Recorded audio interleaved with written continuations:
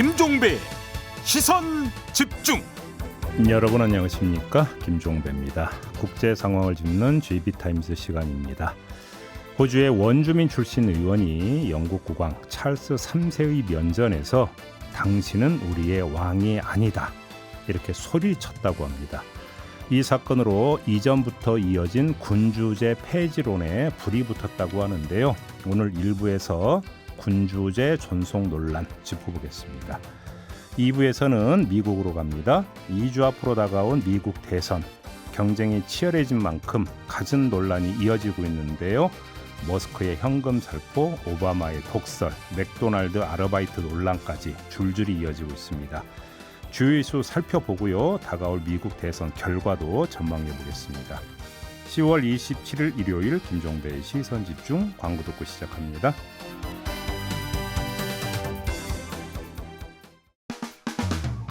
평일에 JB타임즈가 있다면 주말엔 글로벌타임즈가 있다. 테마로 알아보는 국제정치 JB타임즈. 네, 세 분과 함께합니다. 국제분쟁 전문 PD죠. 다크앤뉴스 코리아의 김영미 대표 모셨고요. 어서 오세요. 네, 안녕하세요. 서울신문의 송현석 기자 모셨습니다. 어서 오세요. 네, 안녕하세요. 이용주 뉴스캐스터 함께합니다. 어서 오세요. 아파트 안녕하세요. 네, 요즘 그게 세계적으로 뭐 대유행이라면서. 전 세계가 난리가 났습니다. 난리가 났어요. 아주. 또 1등 1등이죠. 로제. 네, 예. 로제. 뭐 각 나라 국제 뉴스에서 다뤄요. 진짜로. 네. 자, 넘어갈게요. 네. 자, 군주제 논란이 다시 불붙었다고 하는데 어떻게 된 건지 우리 이용주 캐스터가 좀 먼저 좀 정리 좀 해주시죠. 네, 지난주였던 18일 영국 찰스 3세 국왕이 국가 원수로서 13년 만이자 그의 취임 2년 만에 처음으로 호주를 방문했습니다. 특히나 이번 방문은 호주 내에서 군주제 존속 논란과 시위, 항의 속에 이루어져서 크게 눈길을 끌었는데요. 호주의 군주제를 지지하는 쪽은 이번 찰스 3세의 방문이 호주와 영연방의 관계가 더욱 밀접해진 계기가 되기를 기대했지만 군주제에 반대하는 쪽은 호주의 정치체제를 군주제에서 공화제로 전환하자는 목소리를 높였습니다. 실제로 70년 전에 이 엘리자베스 2세 여왕이 처음 호주를 방문했을 때 이 인파와 이번에 이 찰스 3세가 방문했을 때 이 인파를 보면은 환영 인파가 크게 줄었다는 보도도 있었고요. 네, 아무튼 이 호주에서 군주제를 둘러싼 여론은 여전히 찬반이 팽팽합니다. 1999년 국민 투표에서는 54%가 군주제 폐지를 반대해서 공화제 전환이 무산이 됐지만 최근 호주 여론조사를 보면 군주제 유지 찬성은 45%, 반대 33%, 모르겠다 22%로 좀 많이 바뀐 느낌입니다. 그래요. 그러니까 영연방 국가들 같은 경우는 행정수반은 이제 알아서 뽑지만 국가 원수는 다 그러니까 영국 왕이 되는 겁니까? 그렇게 되는 건가요? 네, 영국 영연방 국가 중에서도 한 14개 국가 정도는 네, 국가 원수를 영국 국왕으로 네, 삼고 아닌 나라도 있어요. 그러면? 아닌 나라도 있습니다. 그렇구나. 네. 알겠습니다. 근데 여기는 좀 이것도 좀 깔려 있는 것 같은데, 그러니까 그 엘리자베스 여왕에 대한 인기와 찰스 국왕에 대한 인기의 차이, 사실 이거 좀 깔려 있는 거 아닐까요? 있겠죠. 아무튼 네. 그 이전부터 이 군주제를 반대했던 쪽이 쭉 있어 왔던 거잖아요. 그러니까 어떤 문제를 지적하고 있는 거예요? 군주제에 대해서. 네, 지난 21일 날 뉴욕 타임즈에 따르면 찰스 3세가 이날 호주 의회에서 이제 연설을 멋지게 하려고 하는데 홀 뒤에서 원주민 상원 의원이자 원주민 권리운동가 라디아 소프가 당신은 우리 왕이 아니다라는 걸 막 외친 거예요. 근데 이분 되게 유명하시더라고요. 원주민 권리 연구 그러니까 운동을 하시는 분으로. 그래서 이분이 말씀하시는 거는 영국 식민지 개척자들이 집단 학살을 저질렀다. 그리고 우리의 머리뼈, 우리 애기, 우리의 사람들, 우리의 땅을 당신이 파괴했다고 소리를 쳤는데 호주에 이제 1788년 1월 26일 날 영국의 첫 영국 함대가 시드니에 도착한 이날이 사실 호주 국경일이거든요. 그래서 그 정도로 이제 영국의 첫 함대가 그 시드니로 들어오면서 호주는 영국의 하나인 걸로 지금까지 이제 내려왔던 건데 이렇게 말하면 거의 역적 분위기잖아요. 그래서 이 소프 의원이 호주 정부와 원주민 간 조약으로 영국의 식민 지배에 따른 폭력 이거를 해결해야 된다. 왜냐하면 당시에 이제 원주민들이 많이 사살되고 그런 일들을 그러니까 과거사 청산 안 한 채 찰스 3세 당시는 우리의 왕이 아니다라고 외친 거죠. 그래서 이 영연방은 시대의 변화 구심점에서 이제 엘리자베스 2세 여왕님 워낙 인기도 많으셨죠. 그래서 그 분이 이제 돌아가시면서 지금 찰스 3세가 즉위하고 나서 이런 현상이 더 심해진 건 맞습니다. 그래요. 근데 지금 영국 국왕만이 아니라 군주제 유지하는 나라 꽤 많잖아요. 네. 왜 이걸 유지하는 걸까요? 일단 사실 군주제는 대부분 입헌 군주제죠. 현대 그렇죠. 군주제는. 그렇다 그렇죠. 보니까 군주에게 권한이 별로 없어요. 권한이 별로 없다 보니까 권한이 많으면은 막 끌어내리려고 하기도 하고 하겠지만 애초에 권한이 별로 없다 보니까 굳이 군주제를 뭐 폐지까지 해 이런 시각들이 있고 예. 그런데도 이제 뭐 군주제가 존재하는 이유다 이렇게 찾아보면 사실 특히 영국 같은 경우는 영국 군주가 가진 유럽 특유의 굉장히 좀 고귀한 전통의 상징이다 이렇게 보여지고 그러니까 우리가 더 이상 조선의 왕을 모시진 않지만 조선이란 역사는 되게 중요하게 여기잖아요. 이런 것처럼 군주제 국가들한테도 군주나 군주제가 그냥 역사이고 전통이고 문화다. 이렇게 이제 인식을 하는 게 있고 실제로 요르단이나 모로코 같은 곳의 왕조는 종교나 신화에서 군주제의 정통성을 찾아서 굉장히 강조를 하는 특징이 있거든요. 그러니까 둘 다 예언자인 모하메드의 후손이다 이렇게 주장을 해왔기 때문에 예. 사실상 뭐 권한이 크게 없다고 해도 사람들이 군주제를 폐지하는 것 자체를 좀 심리적으로 꺼려할 수도 있는 그런 부분들이 있고 그리고 현존하는 군주제 국가들의 공통점이라고 하면 돈이 많습니다. 그래요. 네, 왕실에 돈이 많다라는 그럼요. 거예요? 예. 그래서 힘이 약한 왕조는 이미 멸망하고 없어요. 근데 자취를 감췄고 지금 군주제 틀 안에 있는 남아있는 그 왕조들은 돈이 많고 그 돈으로 사실 권력도 많이 쥐고 있습니다. 그래서 뭐 중동 국가들은 실제로 그걸로 권력을 휘두르기도 하고요. 돈 많은 국왕 얘기니까 브루나이 국왕이 제일 먼저 떠오르는데요. 그렇죠. 예. 네, 그래서 돈이 많은 뭐 국가의 왕조들이 살아남았다. 그리고 아까 말씀하신 것처럼 군주제가 이제 국가의 구심점 역할을 하기도 하는데 뭐 정치는 사실 정치 집단의 이익에 따라서 움직일 수 있는 인식이 있고 이 과정에서 국민이 소외가 되거나 오히려 국민이 피해를 볼 수 있다라는 불안감이 항상 존재를 하지만 예.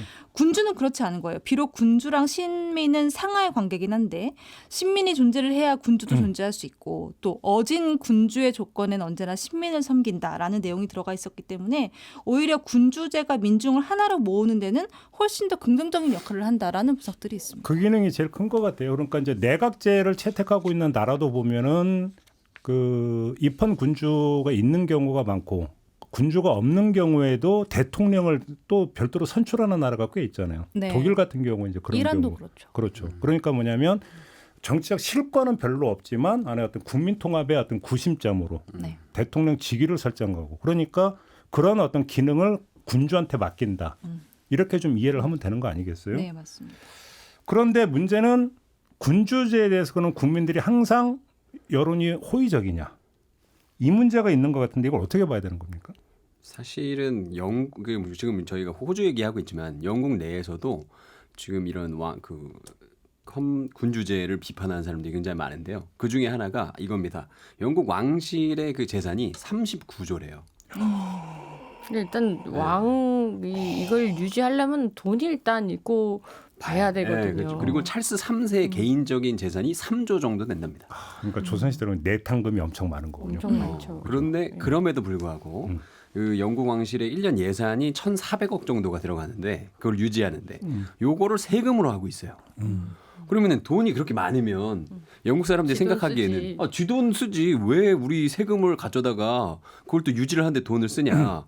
요거에 조금 많이 그 심지가 많이 이렇게 꽂혀 있는 분들이 많아서 영국 내에서도 점점 좀 젊은 친구들이 많이 비판을 하고 있더라고요. 그 단적인 사례가 이제 그 영국에서 다이애나비가 사망했을 때 그 직후에 이제 엘리자베스 여왕이 그 이혼한 뒤였잖아요. 네. 찰스 왕 지금 이제 국왕인 찰스 왕세자하고 우리 상관없어. 뭐 이렇게 하다가 막 갑자기 영국 국민들이 여론이 들끓고 뭐 군주제 폐지해야 된다 이런 여론이 막 올라오니까 그때 갑자기 싹 테두로가 돌변이 된 적이 있었잖아요. 이게 네. 그러니까 이게 항상 어찌 본다면 뭐라 그럴까요? 얼음 위에 있다고 하면 약간 좀 과장인 것 같고 항상 그렇게 군주제 그리고 군주에 대해서 호의적인 건 아니다. 그 한 이해가 되는 거잖아요, 사실. 이제 그런 형식적인 왕실은 이미 거의 관광 상품처럼 되어 예. 버렸고 또 예. 연예인 같은 그런 이미지로 돼 버렸는데 사실상 국민들에게 뭔가 혜택을 주지 못하면 그 자리를 참 유지하기가 힘들어요. 제가 예전에 쿠웨이트를 처음 취재 갔을 때 예. 호텔에서 이렇게 시내 전화를 되게 많이 썼거든요. 근데 그래서 이제 체크아웃 할 때 돈을 얼마 내냐 그랬더니 그 전화세가 공짜래요. 그래서 아니 왜 이게 공짜야 했더니 국왕이 주는 선물이라고 하더라고요. 그래서 하사품이군요. 이게 뭐 돈 있는 국왕이 있으니까 좀 괜찮구나 나쁘지 이렇게 않은데. 생각을 했는데 뭐 사우디도 그렇고 그 그러니까 어떤 기름에서 나온 돈 가지고 좀 더 국민들에게 혜택을 주겠다. 뭐 그게 잘 되는지 안 되는지 모르겠지만 그러니까. 일단 그런 베푸는 국왕은 괜찮은데 영국 왕실은 돈을 가져간단 말이에요. 네, 호주머니를 털어간다고요.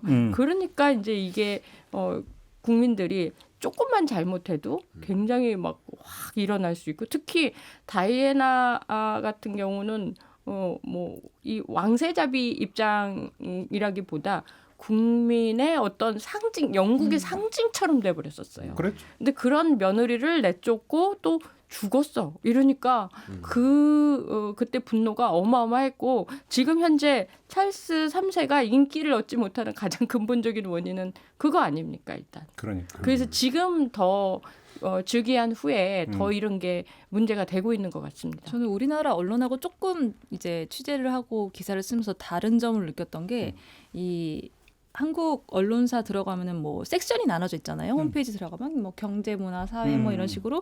근데 그 영국 그 BBC나 뭐 이런 주요 매체들 홈페이지 들어가 보시면 로열스가 따로 있습니다. 섹션이 따로 있죠. 섹션이 맞아요, 따로 맞아요. 있어요. 왕실, 네. 왕실 관련 뉴스. 네, 왕실 관련 뉴스만 다루는. 그러니까 그거 자체가 너무너무 저는 처음 봤을 때 되게 특이했거든요. 아니 이 그래서 사람들 기사가 주로 어떤 게 나오던가요? 왕실 관련해서. 대체로 뭘 입었다, 뭘 먹었다, 어딜 갔다.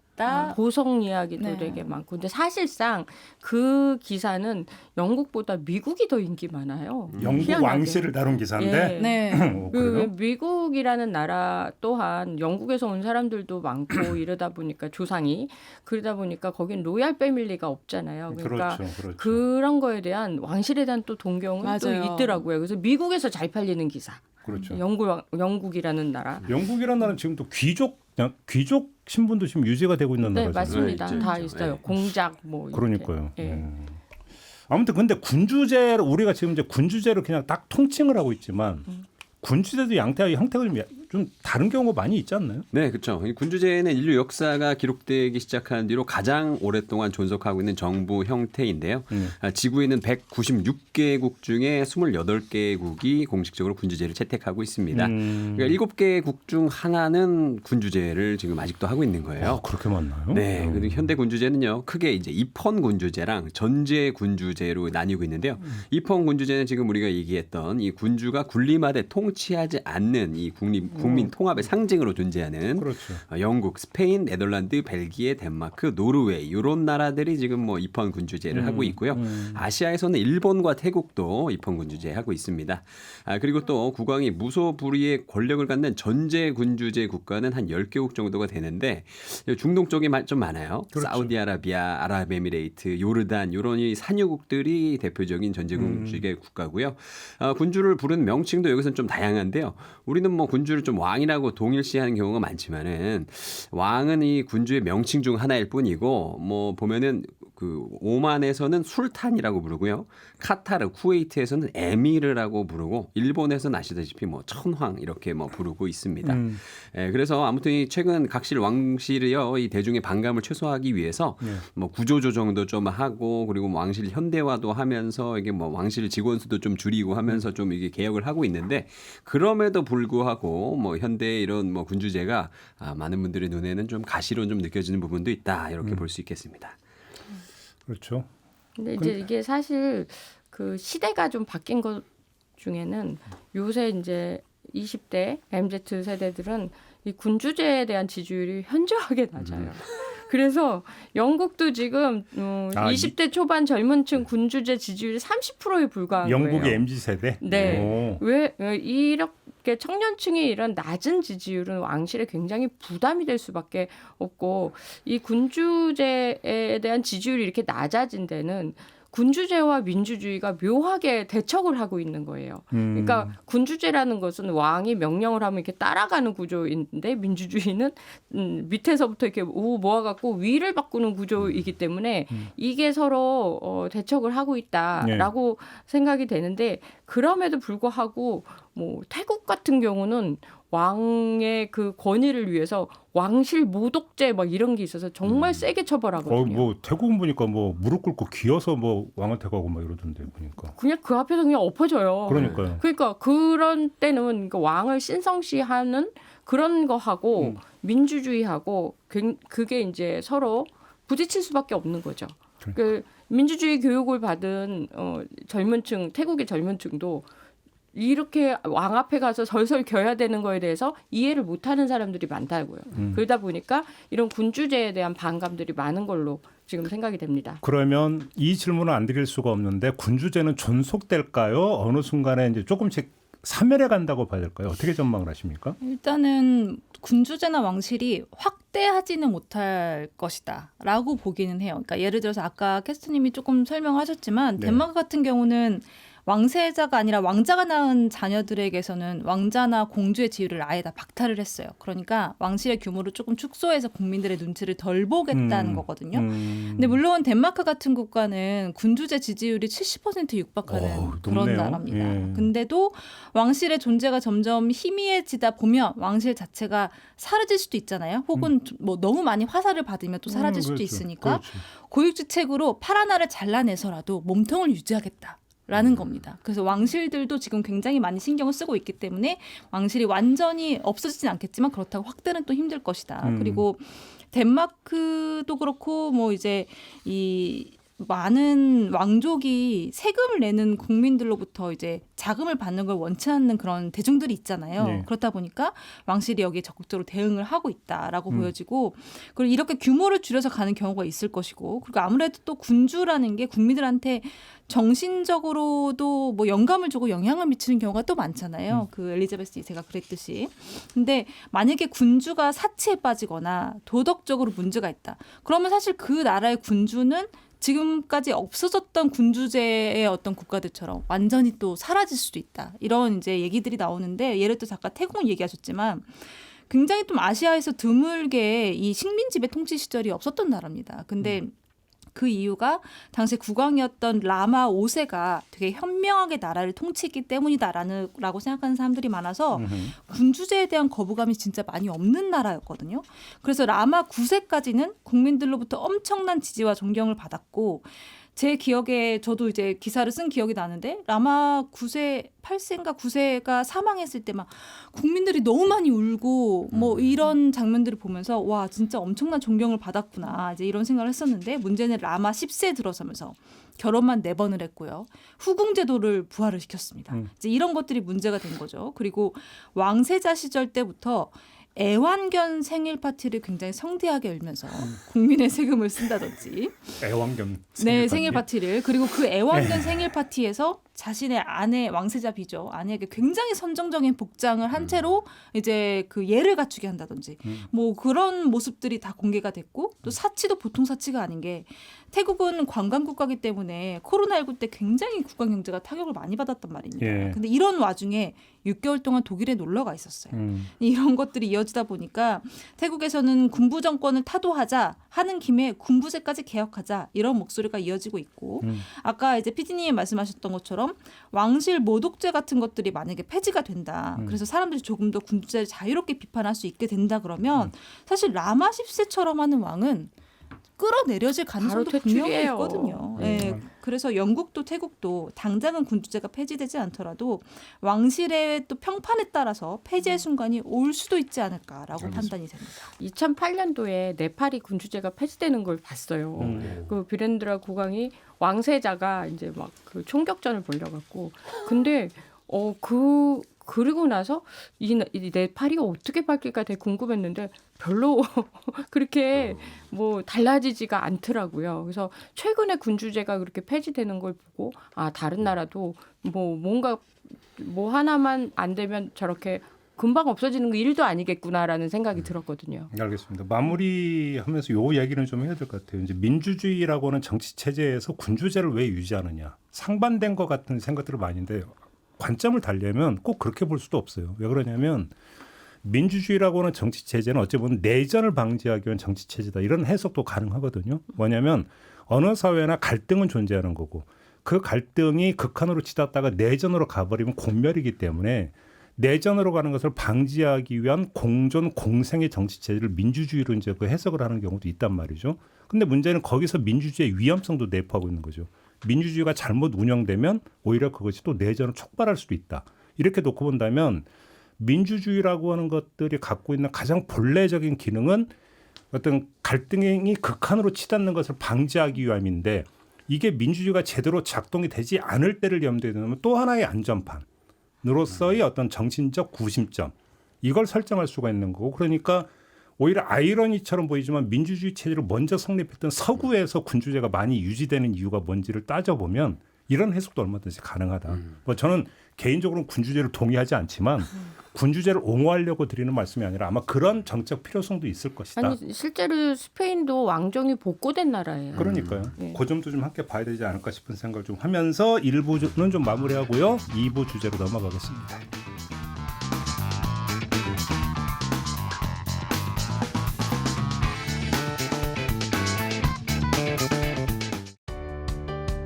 때로는 날카롭게, 때로는 삐딱하게, 그러나 매 순간 섬세하게 시선이 필요한 우리 사회 곳곳을 살펴봅니다. 김종배의 시선집중. 네, GB타임즈 세 분과 함께하고 있습니다. 김영미 대표, 송현석 기자, 이용주 캐스터 세 분과 함께하고 있는데요. 자, 2부에서는 이제 얼마 안 남았네요. 네. 며칠 안 남았습니다. 미국 대선 좀 점검을 해보도록 하겠습니다. 치열한 선거전이라는 아주 상투적 표현을 많이 쓰는데 치열함을 넘어서 격렬함 네. 정도라고 봐야 되는 거 아닐까요? 지금까지 상황 좀 정리 좀 해주실래요? 네, 미국의 60번째 대통령이자 제47대 대통령을 선출하는 2014년 미국 대통령 선거는 다음 달 11월 5일 화요일에 치러질 예정입니다. 근데 사실 이날은 국민이 직접 대통령을 뽑는 것이 아니라 선거인단을 뽑는 날입니다. 미국 대선은 유권자 투표에서 한 표라도 더 얻는 후보가 그 주에 배정된 선거인단을 모두 싹쓸이하게 되는 이 승자 독식 방식이기 때문에 이런 절차가 있는 건데요.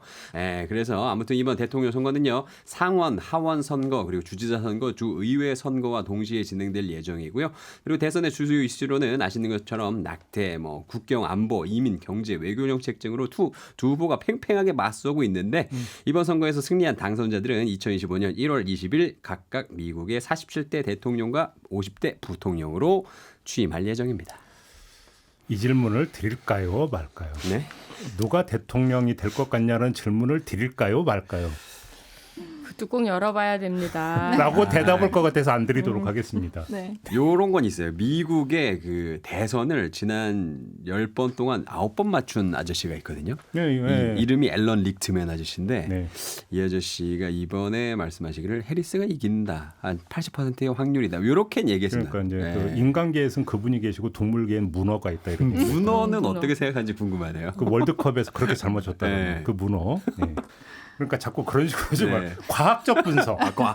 과학적 분석. 근데 이 선거가 지금 과학이 안 통하는 선거기 때문에 네, 지금 맞아요. 근데 미국에서도 이게 좀 전망이 엇갈리고 있는 거죠. 엄청 엇갈리고 있습니다. 사실 이게 미국 대선은 저희가 항상 얘기하지만 그냥 경합주에서만 투표하면 안 되냐 이런 얘기가 나올 정도로 경합주가 가장 중요한 사실 키를 그래. 네, 맞아요. 키를 네, 쥐고 맞아. 있어요. 그러면서 봤을 때 지금 나오는 그 들쑥날쑥한 전국구 여론조사는 사실 필요 없고 네. 경합주를 중심으로 한 여론조사를 보는 게 훨씬 더 중요한 상황입니다. 근데 문제는 경합주가 다 박빙이에요. 그러니까 이거를 볼 수가 없어요. 일단은 펜실베니아, 미시간, 위스콘신 여기는 민주당 원래 강세 지역입니다. 블루월 지역인데 여기 세 곳 플러스 원래 공화당이 우세였던 선벨트 지역 중에 한 곳인 조지아에서는 일단 해리스가 높아요.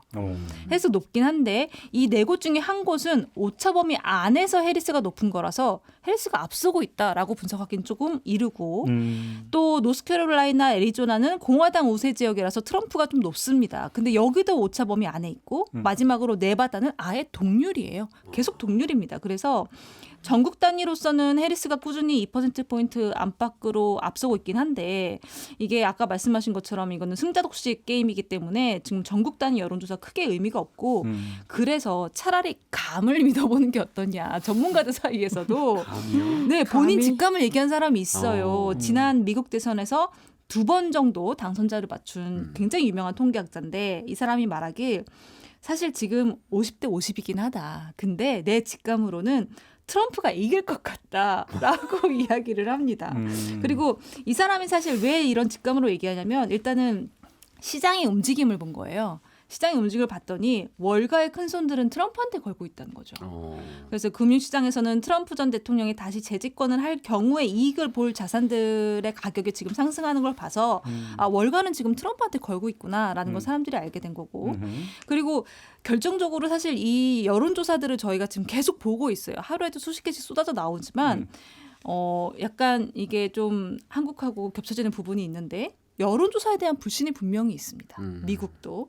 그래서 폴리티코 같은 경우는 적어도 신뢰할 만한 여론조사가 많지가 않다. 그래서 이 두 사람의 경합이 어느 정도 박빙인지도 지금 상황에서는 알 수가 없다. 이렇게 얘기를 하고 있어요. 그래서 현재로서는 가장 확실한 실적을 보유한 여론조사들이 내놓는 이제 앞으로 이제 2주 남았으니까 지금부터 나오는 여론조사들의 결과를 조금 눈여겨볼 필요가 있다. 잠깐 새길로 빠지면 미국에 이제 그 셔틀록이라고는 유명한 사회학자가 있어요. 네. 이분이 이제 쓴 책이 이제 여러 가지 뭐 이제 그 예측에 대한 책을 많이 썼는데 이분이 그러니까 뭐 표본이 상당히 많은데 이렇게 분석을 해봤더니 그러니까 속칭 전문가라는 사람들이 그 예측한 게 그 맞는 확률이 침팬지가 다트 게임을 하면서 맞추는 확률하고 똑같더래요.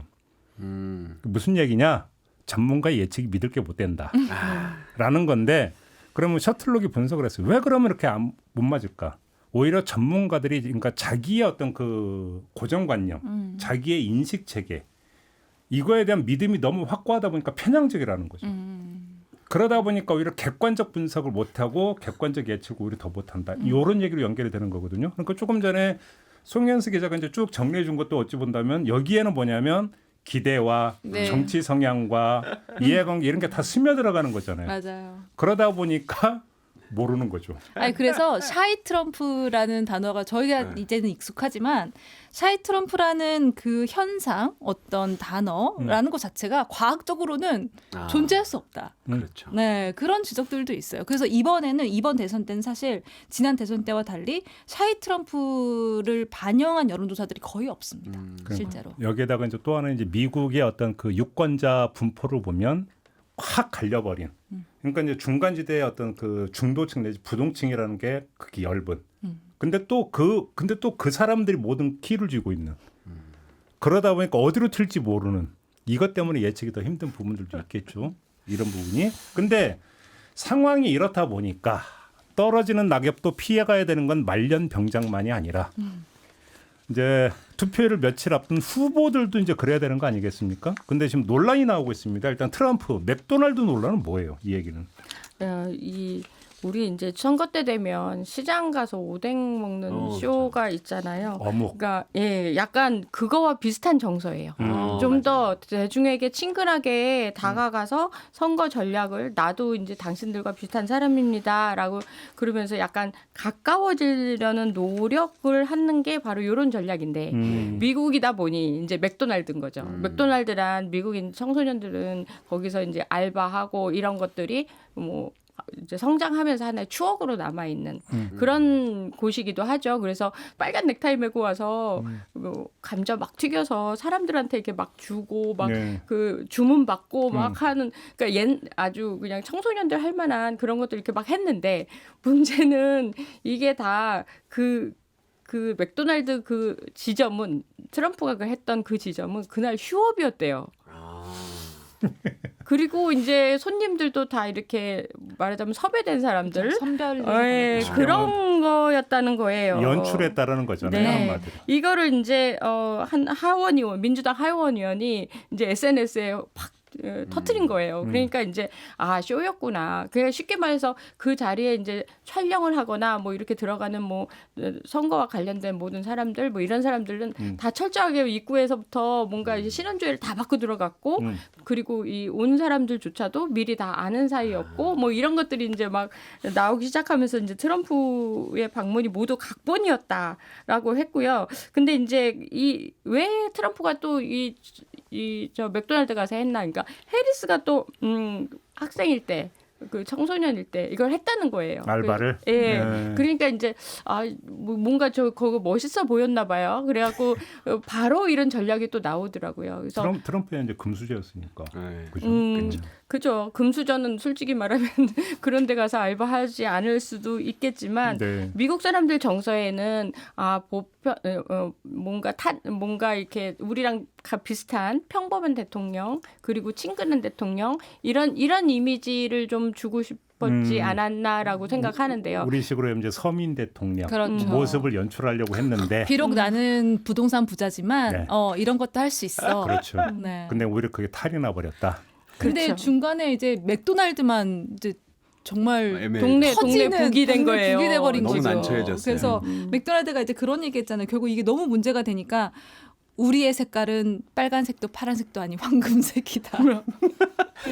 어쨌든 이 맥도날드 전략은 그렇게 성공적이지 않아 보이고요. 그리고 이런 이렇게 섭외된 이런 것들은 그러니까 다른 것들도 그랬지 않았나? 뭐 이런 유권자들 같은 경우 그렇게 생각할 수도 있죠. 그래서 그 앞전 문제는 이제 그 앞전에 그 총격 사건이 있었잖아요. 그러니까 이것까지도 지금 의심하는 그런 사람들이 많이 생긴 거예요. 그것도 연출 아니었냐? 그렇죠. 이렇게 연출을 했으면 그것도 연출을 했겠지. 그리고 당시에 그 맥도날드로 들어가는 사람들이 이제 비밀 뭐 경호 요원 해갖고 엄청 세게 했대요.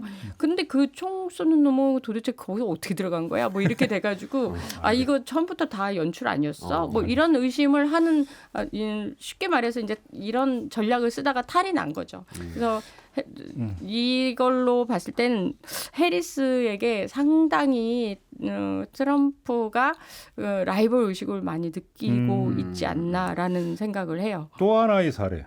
다른 사람도 아니고 오바마가 네. 트럼프를 향해서 늙고 미친 트럼프다. 이렇게 이제 막말을 했다라는 거잖아요. 지금 네. 막말도 난무하고 있다면서요. 그렇죠. 이 대선이 초접전 양상으로 흐르면서 이 사실은 뭐 두 후보뿐만 아니라 그들을 지원하는 분들까지 좀 입이 거칠어지고 있는데요. 네. 일단 뭐 트럼프부터 보면은 이분은 항상 입이 거칠기 때문에 굳이 뭐 언급할 필요도 없지만 뭐 요즘 최근에는 이런 얘기했습니다. 해리스 부통령에 대해서 뭐 대통령에 출마할 자격이 없는 급진 좌파 미치광이 뭐 이런 식으로 비판을 했고요. 그 와중에 또 조 바이든 대통령을 싸잡아서 저격을 하면서 조는 원래 IQ가 낮았다. 근데 요즘 행보를 보면 IQ라는 게 있는지 의문이다. 뭐 이런 말도 안 되는 이야기를 했습니다. 그럼 모욕인데 사실. 그러니까 이거는 좀 비판도 아니고 그죠. 자 그리고 또 이제 블라디미르 푸틴 러시아 대통령과 김정은 북한 국무위원장들을 좀 언급하면서 네. 강인한 사람들이라고 또 칭찬을 했는데요. 스트롱맨. 네, 스트롱맨이다. 스트롱맨 병 걸리면 이거 답이 없는데. 그리고 심지어 자기랑 뭐 친하다라고 했는데 김 위원장은 또 오바마를 존중하지 않는다. 그는 진짜 오바마가 얼간이라고 생각한다. 이렇게 하면서 사실은 트럼프가 먼저 오바마를 좀 저격을 했습니다. 네, 그러자 이 오바마 전 대통령이요.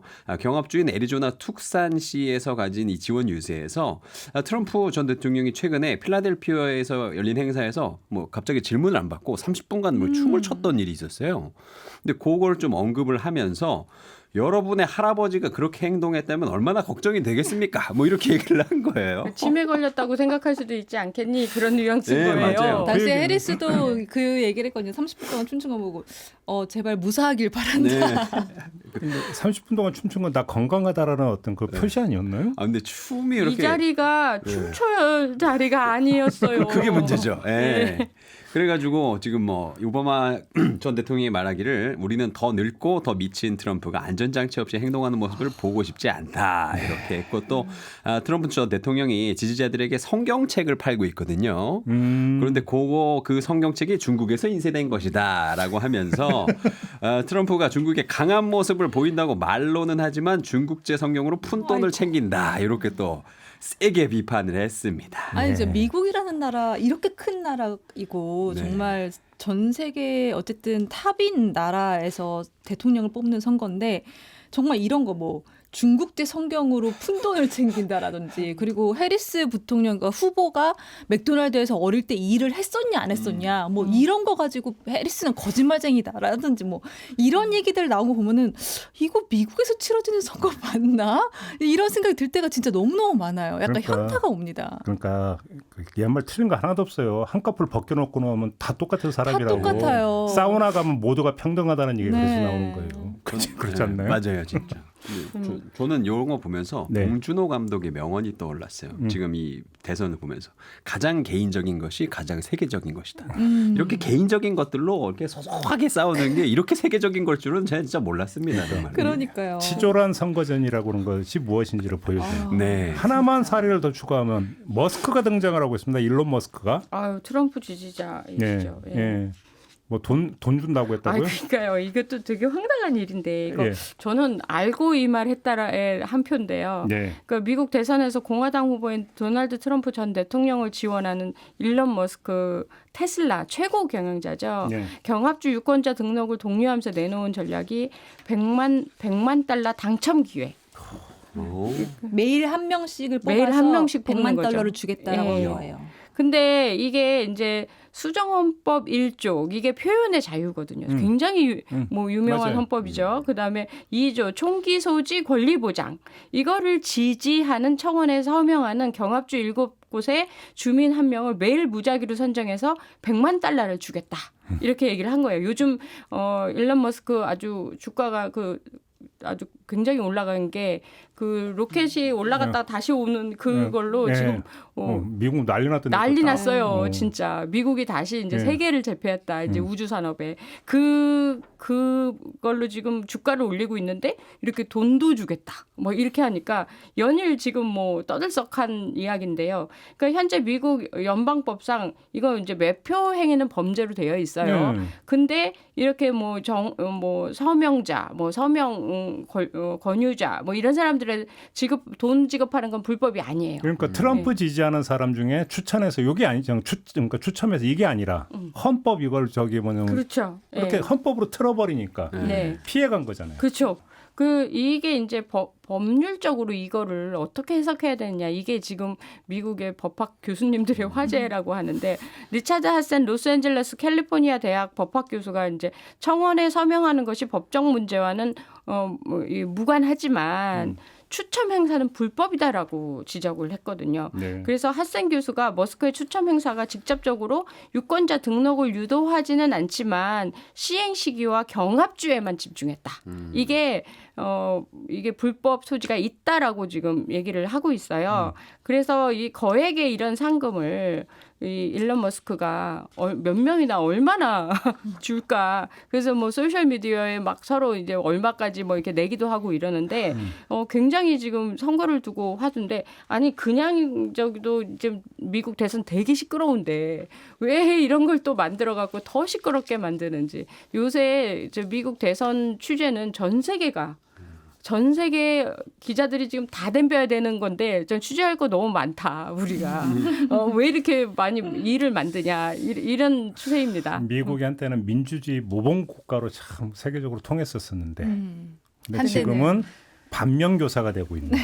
저렇게 하면 안 된다라고. 맞아요. 그렇죠? 그 민주주의가 자본주의를 못 이겨요. 그렇죠. 예. 예. 그래서 미국도 사실 자국의 이익, 그 다음에 나의 이익, 그거를 항상 우선시하다 보니까 선거가 이렇게 이런 복잡하고 힘든 선거가 뭐 예상되는 거죠. 앞으로는 더 할 거라고 생각을 지금 해요. 김영미 대표가 그 말씀을 하셨으니까 해리스가 되느냐 트럼프가 되느냐에 따라서 뭐 사실 누가 되든 우리 입장에서 중요한 것은 대외 정책이 어떻게 되느냐. 그렇죠. 특히 통상 무역에 있어서 이 부분 아니겠습니까? 그렇죠. 어떻게 전망을 할 수 있을까요? 누가 되든 뭐 관세 충격은 반드시 있을 겁니다. 근데 일단 트럼프가 되면 20% 보편 관세, 중국산에는 60% 관세 공약을 실현시킬 거고 이러면 이게 무역 전쟁으로 이어질 수가 있을 거고요. 지금 IMF는 트럼프가 당선되고 내년 중반까지 세계 무역에 영향을 미칠 상황을 가정해서 분석을 해봤더니 세계 경제 성장률이 내년에는 0.8%, 내후년에는 1.3%가 감소할 걸로 전망을 했습니다. 그리고 트럼프의 이런 관세 조치에 영향을 받는 분야가 전 세계 상품 무역의 4분의 1에 달할 거고 이게 결국 물가 상승, 성장도나 경기 침체로 이어질 것이다 이렇게 봤는데 사실 이게 더 무서운 건요. 이 IMF의 시뮬레이션 결과는 관세 인상이 딱 한 번 있을 걸로 가정한 거예요. 근데 지금 트럼프가 다시 대통령이 되면 관세를 몇 번 인상할지 알 수 없습니다. 그렇기 때문에 중요한 거는 지금 상황에서는 이제 트럼프가 다시 백악관에 들어가고 중간에 탄핵이 되지 않는 이상은 여러 번 하고도 남을 정도로 관세를 너무 사랑한다는 건 확실한 사실이고 심지어 현지 언론하고 인터뷰하면서 우주에서 외계인이 온다면 관세 부과할 거냐고 물어봤더니 예스라고 답을 했단 말이에요. 그 정도로 관세를 너무 사랑하십니다. 그거는 저도 좀 동의합니다. 외계인한테는 받아야죠. 아 그래요? 걔네 네. 뭐 공짜로 오나 걔네는. 관세를 그 정도로 사랑하기 때문에 분명히 관세를 여러 차례 이제 인상을 할 수 있다 이런 거고 만약에 그럼 이제 해리스가 되면 어떻게 되냐? 그럼 바이든의 인플레이션 감축법을 이제 더 발전시킨 차기 버전이 나올 수가 있습니다. IRA죠. 그거를 이제 빌미로 보호무역을 또 강화할 수가 있어요. 그럼에도 불구하고 이제 노벨 경제학상을 수상했던 경제학자들은 공개적으로 해리스 부통령을 지지한다고 밝힌 상황이거든요. 그러니까 해리스 부통령의 경제 공약이 트럼프보다 낫다라고 보고 있는 겁니다. 일단 이 트럼프는 관세 정책이 지나치게 공격적이고 세금 인하 정책도 너무 강경하다 보니까 이게 아까 말씀드린 물가 상승이나 불평등 악화로 커지는 그런 현상으로 이어질 수 있다고 보기 때문에 지난 6월에도 노벨 경제학상 수상자 16명이 공개적으로 트럼프 경제 공약을 비난을 했었거든요. 근데 중요한 건 이제 우리나라에 어떤 영향을 줄 거냐인 거잖아요. 그렇죠. 근데 현재로서는 뭐 한미 FTA가 존재를 하긴 하지만 트럼프 전 대통령이 재집권하면 이걸 우회해서 한국에도 보편 관세를 적용하는 방안을 분명히 찾아낼 수 있다. 관세도 관세지만 얼마 전에 뭐 한국을 향해서 뭐 머니머신, 머니머신. ATM 현금 인출기 아니 네. 아무래도 상대국이 있고 상대 국민이 나뉘어 어떻게 그런 표현을 쓸 수 있어요? 네? 뭐 그럴 수 트럼프는 더한 말도 하기 때문에 네네. 뭐 트럼프라서 화가 안 나요 사실. 뭐 저 사람 원래 저런 말 하지 뭐 이렇게 할 수 있는데. 아무튼 이제 이게 방위비 분담금 때문에 나왔던 얘기잖아요. 그거는 방위비 분담금 때문에 나왔던 얘기인데 네. 사실 기본적으로 트럼프가 지금 한국한테 머니머신이라고 얘기했던 그 근거 중에 하나는 한국 입장에서는 미국이 굉장히 무역 수지 흑자 공신 1등 국가거든요. 근데 반대로 미국 입장에서는 한국이 주요 무역 적자국이기 때문에 계속 우리는 한국한테 지금 돈을 퍼주고 있다라고 트럼프는 인식을 하고 있는 그래서 거예요. 그러니까 큰 기업 가서 미국에 현지 투자 많이 하고 있잖아요. 엄청 많이 하고 있죠. 그러니까. 바이든이 와가지고 와르륵 뜯어갔잖아요. 예. 그렇죠. 근데 저희는 그때 진짜 얻은 게 하나도 없는 상황이었는데 바이든이 결국은 와서 그 주요 기업들의 그 투자를 다 받아갔단 말이죠. 예. 근데 결과적으로 이제 이 트럼프는 한국은 머니머신이다라는 그 인식이 있기 때문에 네. 그럼 우리는 어떻게 해야 되냐? 네. 지금 그러니까 미국하고 중국을 빼고 우리랑 비슷한 입장에 있는 국가들하고 좀 협력하는 게 중요하다라는 얘기가 전문가들 사이에서 나오고 있어요. 그러니까는 이제 이 미국과 중국 밖에 있는 나라들이 하나의 어떤 경제 권역을 형성을 해서 공통적인 어젠다를 추진하는 것도 아무래도 미국의 이런 보호무역주의가 강화되는 상황에서 대응할 수 있는 방법이다라고 보고 있죠. 윤석열 정부는 한미 동맹을 그렇게 강조하고 있는데 그렇지 않습니까? 네. 한국과 미국의 네. 아주 그 긴밀한 관계. 근데 이제 그런 노선을 탈 수 있겠느냐는 지금 이제 물음표가 찍혀져야 되는 부분인 것이고 이런 거 아니겠습니까? 뭐 트럼프는 그래도 우리가 방위비 내는 걸 땅콩이라고 하잖아요. 피넛. 딱 정확하게 표현을 피넛. 그래서 저 사람은 앞으로 한국을 더 뜯으려고 생각하는구나라는 게 확실히 보이는 이 연설 한번 들으면 확실히 알 수 있는 거죠. 물론 이제 우리도 그 지금 미국 대선이 지난 다음에 우리도 어떻게 대응해야 될까라는 생각을 하고 있지만 관세가 문제가 아니라 금리 인상 이러면 또 더 난리가 나는 거예요. 그래서 이게 이제 나비 효과로 우리나라까지 올 때는 이 경제 분야만큼은 대선이 지난 다음에 반드시 타격이 있다라고 그거는 이제 예측이 가능한 일인데 이제 뭐 대선 끝난 다음에 해리스든 트럼프든 본인들이 국민들에게 어필할 수 있는 여러 정책을 해야 되고 그래서 미국 대선은 우리한테 별로 좋은 게 아니에요. 그래서 8년이 아니라 좀 더 길었으면 좋겠거든요. 대통령이 좀 오래 했으면 좋겠는데 왜 이렇게 미국 대선 빨리빨리 옵니까? 네, 헌법 개정 얘기하고 계신 겁니까? 네. 우리나라 헌법도 개정이 안 되고 있는데. 아니 전 세계의 의견들이 그래요. 네. 왜 우리만 타격을 보는 게 아니라 맞아. 안 보는 나라가 없어요. 그러니까 미국을 네. 두고 패권 국가라고 하는 거잖아요. 맞아요. 결국은 뭐 그러니까. 이제 앞으로 뭐 대중동 정치, 그 다음에 뭐 이스라엘과의 어떤 우크라이나 전쟁은 또 어떨 거고, 푸틴은 또 어떻게 할 건데, 뭐 이렇게 돼버리면 이제 알겠습니다. 어마어마한 여파죠. 그 이제 뭐 이후 전망은 미국 대선 결과 나오고 난 다음에 네. 누가 대통령이 됐는지 보고 나서 다시 한번 좀 정밀하게 하는 걸로 하고 네. 오늘 이야기는 좀 이렇게 마무리하도록 하겠습니다. 세 분 말씀 잘 들었습니다. 고맙습니다. 감사합니다. 감사합니다. 네, 김종배의 시선 집중 오늘 준비한 이야기는 여기까지입니다. 물러가고요. 내일 아침에 다시 인사드리겠습니다. 고맙습니다.